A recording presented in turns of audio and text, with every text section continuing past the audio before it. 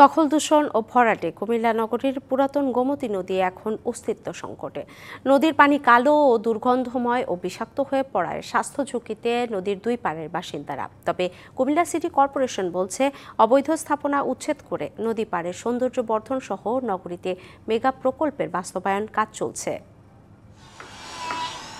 কুমিল্লা শহরের উত্তর প্রান্তের কাপ্তান বাজার থেকে পূর্ব প্রান্তের শুভপুর এলাকা পর্যন্ত নদীর প্রায় ৬ কিলোমিটার অংশ পুরাতন গোমতী নদী নামে পরিচিত।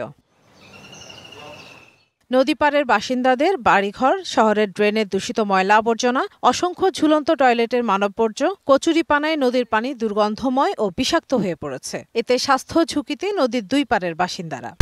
কালার এক্সপার্ট, জর্জ স্যাপ এবং মাইল্ড অন হ্যান্ডস টেকনোলজি সমৃদ্ধ অরিক্স ক্রিস্টাল ওয়াশ আপনার গোমতীর পার দখল করে নিছে এবং যত আপনার ময়লা আবর্জনা মলমূত্র আছে সবকিছু লাইনের দিকে দিয়ে দিছে। পানিটা পরিষ্কার হওয়া দরকার, গন্ধ দূর হওয়া দরকার, আর পানিটা দরকার গন্ধ করে গন্ধ হয়।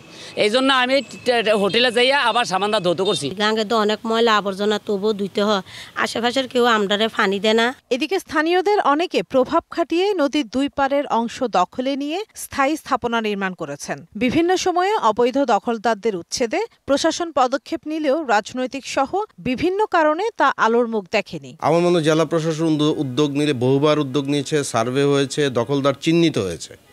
সুতরাং আমার মনে হয় জেলা প্রশাসন খুব দ্রুত পারে দখলমুক্ত করতে। দখলমুক্ত হলে আবর্জনা মুক্ত হবে, দূষণ মুক্ত হবে, আপাতত মানুষ রক্ষা পাবে। বড় প্রকল্প গ্রহণ করার আগে এই উদ্যোগটি আমার মনে হয় নেওয়া যায়। পুরাতন গোমতী নদী সহ কুমিল্লা নগর এলাকার বহুমাত্রিক উন্নয়নের জন্য ২০২১ সালের ৭ই ডিসেম্বর একনেক সভায় ১৫০০ কোটি টাকার একটি মেগা প্রকল্প অনুমোদন পেয়েছে। নদীর জায়গা দখলমুক্ত করে প্রকল্পটির বাস্তবায়ন কাজ চলছে বলে জানিয়েছে Comilla city corporation. Consultant design drawing তারপর এস্টিমেশন করে আমাদেরকে জমা দিবে, তারা এটার উপরে কাজ করতেছে এবং এটা খুব শীঘ্রই আমরা শুরু করে দিব। এটা প্রায় ২০০ কোটি টাকার মতো অলমোস্ট এই প্রজেক্টটা। নদীর দুই তীরের জলাধার দখল করে গড়ে ওঠা সব অবৈধ স্থাপনা উচ্ছেদ করে দ্রুত নদীর পরিবেশ ফিরিয়ে আনার দাবি স্থানীয়দের। DBC news desk.